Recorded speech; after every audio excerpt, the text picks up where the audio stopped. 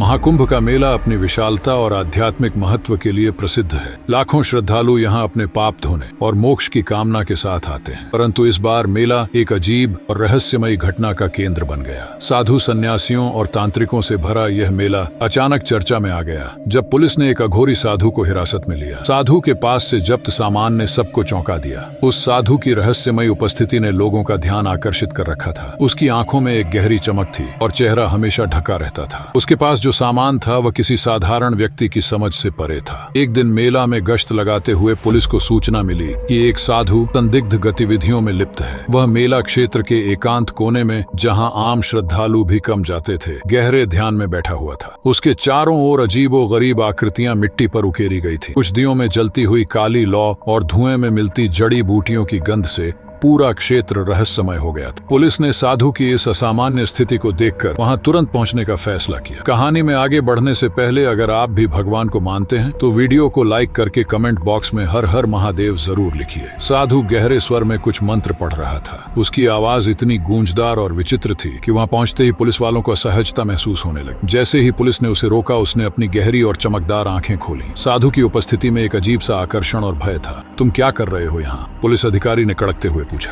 साधु ने शांत स्वर में उत्तर दिया, ये मेरी साधना है। ये स्थान, ये मेला और ये समय, ये सब मेरे अनुष्ठान का हिस्सा है। मैं जो कर रहा हूँ वह मेरे जीवन का सत्य है। आप इसे नहीं समझ पाएंगे। पुलिस ने उसकी बातों को अनसुना करते हुए कहा, तुम्हें थाने चलना होगा। यहाँ जो कुछ भी चल रहा है हमें इसकी जांच करनी होगी। साधु ने न तो विरोध किया और न ही भय दिखाया। उसने बस अपनी आंखों से पुलिस को देखा और कहा, जो भी करोगे सोच समझ कर करना। यह शक्ति तुम्हें स्वीकार कर भी सकती है और ठुकरा भी सकती। पुलिस ने उसे घेर लिया और उसके पास मौजूद सामान की तलाशी लेना शुरू कर। उसके पास एक बड़ा सा थैला था जो दिखने में साधारण था, लेकिन उसका वजन और आकार किसी रहस्यमय चीज की ओर इशारा कर रहा था। जब पुलिस ने थैले को खोला तो उसकी सामग्री देखकर सभी चौंक गए। थैले में कुछ पुरानी और फटी हुई किताबें थीं, जिनके पन्ने रहस्यमय चित्रों और अज्ञात भाषाओं के शब्दों से भरे हुए थे। वहाँ एक शीशे की छोटी सी बोतल थी जिसमें गहरे रंग का तरल भरा हुआ था। इसके अलावा थैले में एक सिलाई से पूरी तरह बंद किया हुआ छोटा पैकेट था। ये क्या है? एक पुलिस अधिकारी ने पैकेट को हाथ में उठाते हुए पूछा। साधु ने धीरे से कहा, ये मेरा सबसे कीमती सामान है, इसे मत छूना। ये वह शक्ति है जो मेरे गुरु ने मुझे सौंपी है। पुलिस ने उसकी चेतावनी को अनदेखा करते हुए पैकेट को खोल दिया। पैकेट के भीतर से एक सुनहरे धागे में बंधा हुआ छोटा सा लॉकेट निकला। यह लॉकेट साधारण नहीं था। इसके ऊपर बने हुए चेहरे किसी प्राचीन तांत्रिक ग्रंथ के प्रतीत हो रहे थे। यह किस प्रकार का लॉकेट है? पुलिस अधिकारी ने पूछा। साधु ने अपनी आंखें बंद कर लीं और गहरी सांस लेते हुए बोला, यह मेरे गुरु का दिया गया दिव्य लॉकेट है। इसके भीतर एक शक्ति समाई हुई है जो सृष्टि के नियमों से परे है। इसे स्पर्श करने का मतलब है इसे जागृत कर, और जो इसे जागृत करता है वह इसके परिणामों को भोगने के लिए बाध्य होता है। जैसे ही पुलिस अधिकारी ने लॉकेट को अपनी हथेली में कसकर पकड़ा, अचानक वातावरण में बदलाव आने लगा। हवा भारी हो गई और एक अजीब सी ठंड फैलने लगी। लॉकेट से एक हल्की सी गूंज उठी, जैसे कोई प्राचीन मंत्र दोहराया जा रहा हो। यह आवाज कैसी है? एक अन्य अधिकारी ने घबराते हुए पूछा। तभी लॉकेट से एक तेज चमक निकली जिसने पूरे कमरे को रोशन कर दिया। पुलिस अधिकारी चौंक कर पीछे हटे। साधु ने कहा, यह उसकी चेतावनी है। यह लॉकेट हर किसी के लिए नहीं है। इसे छेड़ने का मतलब है इसे चुनौती देना। लॉकेट की चमक धीरे धीरे कम होने लगी, लेकिन इसकी उपस्थिति ने सभी को विचलित कर दिया था। अधिकारी ने इसे फिर से पैकेट में रखने की कोशिश की, लेकिन जैसे ही उन्होंने ऐसा किया, लॉकेट हवा में तैरने लगा। यह दृश्य किसी चमत्कार से कम नहीं था। यह क्या हो रहा है? एक अधिकारी ने हकलाते हुए पूछा। साधु ने मुस्कुराते हुए कहा, अब यह जागृत हो चुका है। तुमने इसे स्पर्श करके सक्रिय कर दिया है। अब यह शक्ति तुम्हारे आसपास रहेगी। तुमने जो किया है उसके परिणाम तुम्हें भुगतने होंगे। अचानक लॉकेट से एक गहरी आवाज आई जो किसी अनजानी भाषा में कुछ कह रही थी। यह आवाज सुनकर सभी अधिकारियों के चेहरे का रंग उड़ गया। आवाज धीरे धीरे तेज होती गई और पूरे कमरे में गूंजने लगी। साधु ने फिर कहा, यह शक्ति किसी साधारण व्यक्ति के बस की बात नहीं। इसे संभालने के लिए आत्मा का शुद्ध होना आवश्यक है, लेकिन अब यह तुम्हारे साथ रहेगा जब तक यह अपने नए स्वामी को स्वीकार न कर ले। पुलिस अधिकारी अब घबराए हुए थे। उन्होंने लॉकेट को वापस साधु को देने की कोशिश की, लेकिन साधु ने सिर हिलाते हुए कहा, यह अब मुझे स्वीकार नहीं करेगा। यह तुम सबका है। तुम्हें इसे समझने और इसकी परीक्षा देने के लिए तैयार रहना होगा। इस पूरी घटना ने पुलिस को गहरे सदमे में डाल दिया। साधु ने अंत में कहा, अब यह शक्ति तुम्हारे जीवन का हिस्सा है, इसे अपनाना होगा, नहीं तो यह तुम्हें समाप्त कर देगी। लॉकेट से निकलने वाली हल्की चमक ने माहौल को और भी रहस्यमय बना दी। ठंडी हवा चलने लगी और पुलिस अधिकारियों को एक अजीब सा भय महसूस हुआ। जैसे ही लॉकेट की चमक बढ़ने लगी, वातावरण में कुछ अदृश्य शक्ति का प्रभाव महसूस होने लगा। पुलिस अधिकारियों ने देखा कि उनकी दृष्टि धुंधली होने लगी है। यह क्या हो रहा है? एक अधिकारियों ने डरते हुए पूछा। तभी आसपास की जगह जैसे किसी अदृश्य बल से घिरने लगी। ठंडी हवा के झोंके एक अजीब सी गंध के साथ बहने लगे। कुछ अधिकारियों को ऐसा प्रतीत हुआ जैसे उनके कानों में किसी अनजानी भाषा के मंत्र फुसफुसाए जा रहे। साधु ने शांत भाव से कहा, अब यह शक्ति जाग चुकी है, तुम इसे रोक नहीं सकते।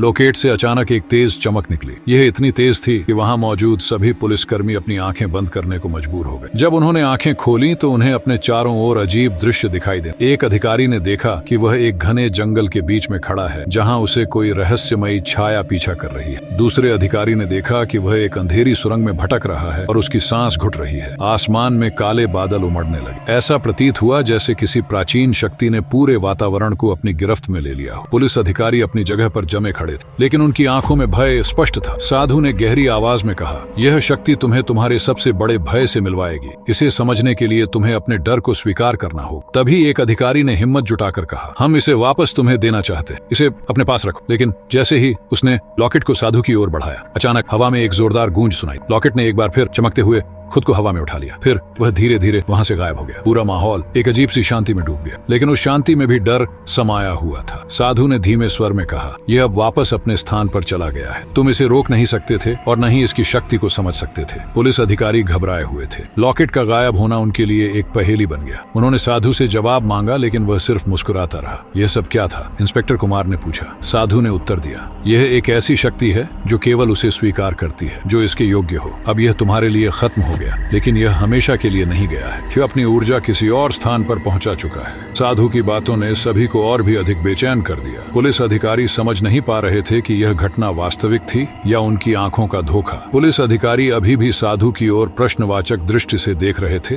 तभी साधु ने गंभीर स्वर में कहा, तुम सब अब उस दुनिया का हिस्सा बन चुके हो जिसे समझना हर किसी के बस की बात नहीं। यह शक्ति अब तुम्हारे भीतर है, लेकिन अगर तुम इसे पूरी तरह जानना चाहते हो तो तुम्हें मेरे साथ चलना होगा। कहाँ? इंस्पेक्टर कुमार ने साहस जुटाते हुए पूछा। साधु ने अपनी चमकती आंखों से उनकी ओर देखा और बोला, उस स्थान पर जहां यह शक्ति जन्म लेती है। लेकिन ध्यान रहे, यह यात्रा साधारण नहीं होगी। तुम में से कोई भी वहां से पहले जैसा लौट कर नहीं आएगा। एक अन्य अधिकारी ने डरते हुए कहा, अगर हम मना कर दें तो क्या होगा? साधु मुस्कुराया और बोला, तब यह शक्ति तुम्हें खुद खींच लेगी, लेकिन उस समय तुम्हारे पास कोई विकल्प नहीं होगा। बेहतर होगा कि तुम अपनी मर्जी से इसे समझने की कोशिश करो। पुलिस अधिकारियों में दुविधा थी। साधु के शब्दों में एक गहराई और अज्ञात डर समाया हुआ था। अंततः इंस्पेक्टर कुमार ने निर्णय लिया, हम तुम्हारे साथ चलेंगे। यह जानना जरूरी है कि हम किस चीज का सामना कर रहे हैं। अगर यह सचमुच खतरनाक है तो हमें इसे रोकना होगा। साधु ने एक गहरी सांस ली और धीरे से बोला, तो फिर चलो, लेकिन याद रखना, जो तुम देखोगे वह तुम्हारी कल्पना से परे हो। तुम्हें अपनी आत्मा का सामना करना होगा। साधु ने जंगल की ओर इशारा किया। पुलिस अधिकारी उसके पीछे चल पड़े। जैसे जैसे वे आगे बढ़े,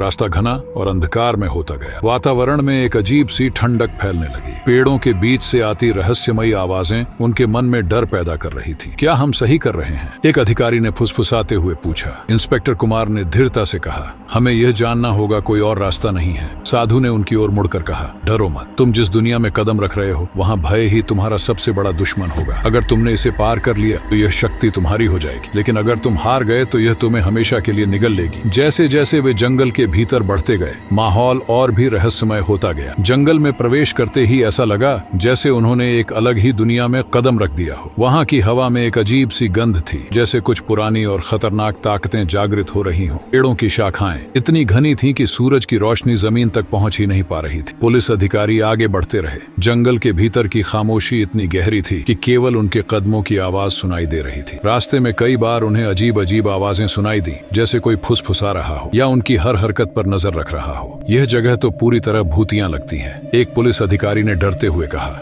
साधु ने उसकी ओर देखते हुए कहा, यह सिर्फ शुरुआत है। यह जंगल प्राचीन तंत्र शक्तियों का केंद्र है। जो भी यहाँ आता है उसे अपने भीतर की सच्चाई का सामना करना पड़ता है। थोड़ी देर बाद वे एक खुली जगह पर पहुंचे। वहाँ एक खंडहर जैसी संरचना खड़ी थी। इस खंडहर के चारों ओर अजीबोगरीब चिन्ह बने हुए, जगह जगह पर मिट्टी के दीप जल रहे थे, जिनकी लौ अजीब सी नीली थी। साधु ने कहा, यहाँ वह शक्ति रहती है जिसे तुमने लॉकेट में महसूस किया था। यह तुम्हें तुम्हारे सबसे बड़े भय और सच्चाई से परिचित कराएगी। अब से तुम्हारी हर परीक्षा यही शुरू होगी। पुलिस अधिकारियों ने घबराकर एक दूसरे को देखा। खंडहर के भीतर प्रवेश करते ही उन्हें महसूस हुआ कि वहाँ की हवा और भी भारी हो गई है। ऐसा लग रहा था जैसे किसी ने उनका पूरा शरीर जकड़ लिया हो। खंडहर के बीचों बीच एक बड़ा सा पत्थर रखा था जिसके ऊपर अजीबोगरीब चेहरे उकेरे गए थे। पत्थर से हल्की हल्की रोशनी निकल रही थी और उसके चारों ओर एक रहस्यमयी ऊर्जा का घेरा बन गया था। साधु ने पत्थर के पास जाकर अपनी आंखें बंद की और मंत्र पढ़ना शुरू किया। जैसे ही उसने मंत्रोच्चारण शुरू किया, पत्थर की रोशनी तेज होने लगी।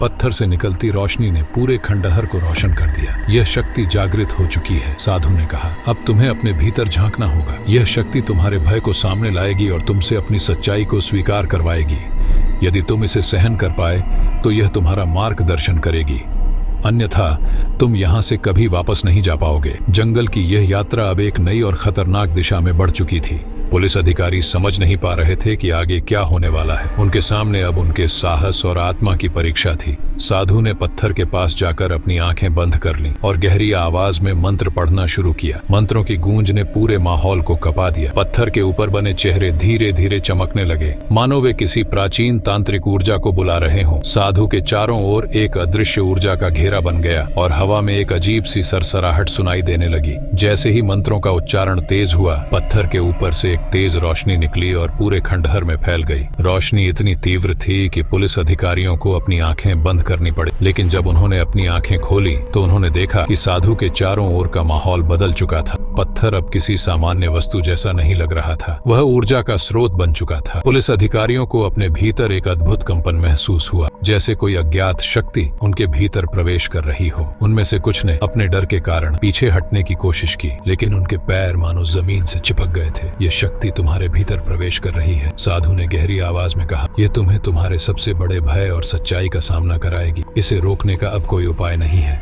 अचानक पत्थर के चारों ओर की रोशनी ने एक आकृति का रूप ले लिया। वह आकृति एक दिव्य और भयानक शक्ति का प्रतीक थी। पुलिस अधिकारियों ने महसूस किया कि वह शक्ति उनके मन और आत्मा को झकझोर रही है। साधु ने कहा, यह वही शक्ति है जिसे तुमने छेड़ा है। अब यह तुम्हारे जीवन का हिस्सा बन चुकी है। इसे नियंत्रित करना तुम्हारे हाथ में है, लेकिन अगर तुम इसे समझने में असफल रहे तो यह तुम्हें नष्ट कर सकती है। कमरे में चारों ओर गूंजती आवाज, रोशनी और अजीब शक्तियों के इस अद्भुत संगम ने पुलिस अधिकारियों को पूरी तरह से हिलाकर रख दिया। उनके भीतर अब तक का सबसे बड़ा संघर्ष शुरू हो चुका था, अपने भय और इस अज्ञात शक्ति से सामना करने का। पुलिस अधिकारी खंडहर के भीतर गहरे में गए। वहां उन्हें एक कक्ष मिला जिसमें अद्भुत प्रकाश फैल रहा था। यह प्रकाश उनकी आत्मा को झकझोर देने वाला था। कक्ष के बीचों बीच एक प्राचीन प्रतीक वाला मंडल बना हुआ था जो धीरे धीरे अपने चेहरे से जीवंत होता प्रतीत हो रहा था। जैसे ही साधु ने मंत्रोच्चार शुरू किया, मंडल के चेहरे से एक अदृश्य ऊर्जा का प्रवाह शुरू हुआ। यह प्रवाह सीधा अधिकारियों की ओर बढ़ने लगा। अचानक सभी अधिकारियों को अपने जीवन की सबसे बुरी यादें और भय सामने दिखने लगे। इंस्पेक्टर कुमार ने देखा कि वह अपने परिवार से बिछड़ गया है और एक अंधकारमय जंगल में अकेला भटक रहा है। दूसरे अधिकारी ने देखा कि वह एक गहरे कुएं में गिर रहा है और कोई उसे बचाने के लिए नहीं आ रहा। साधु ने कहा, यह शक्ति तुम्हारी आत्मा के सबसे छुपे हुए डर और पछतावे को सामने लाती है। तुम्हें इसे समझना होगा,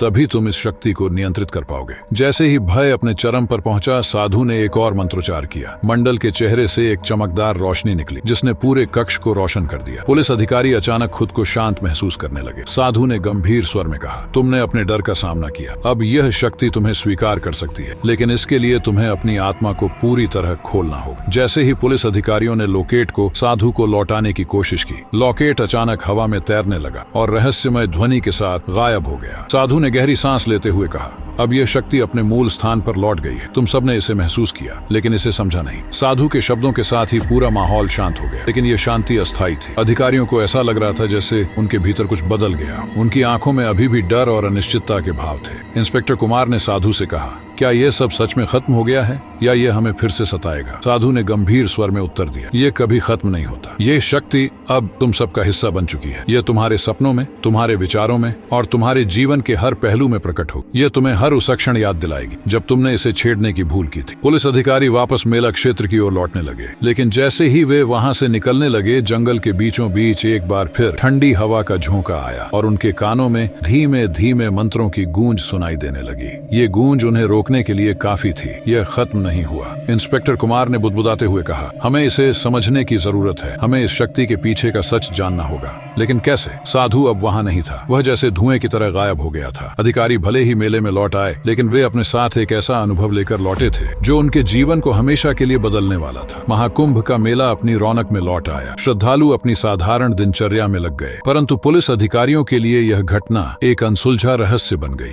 क्या उन्होंने एक अनजानी शक्ति को छुआ था या यह केवल उनकी कल्पना थी? यह सवाल उनके मन में गूंजता रहा। लेकिन कहानी यही खत्म नहीं होती। कुछ दिनों बाद इंस्पेक्टर कुमार के घर एक रहस्यमयी पैकेट आया, जिसमें वही लॉकेट था। साथ में एक चिट्ठी थी जिस पर लिखा था, यह तुम्हारे भाग्य का हिस्सा है, इसे संभालो, क्योंकि यह तुम्हें एक नई शुरुआत की ओर ले जाएगा। क्या यह सच में नई शुरुआत थी, फिर किसी और अनजानी शक्ति का आगाज? यह रहस्य अभी बाकी था। क्या यह सच था? क्या महाकुंभ में हुई यह घटना वास्तविक थी या यह किसी की कल्पना थी? यह सवाल आज भी अनुत्तरित है। परंतु जो भी हुआ, उसने महाकुंभ मेले को एक अनोखे और रहस्यमय अध्याय में बदल दिया।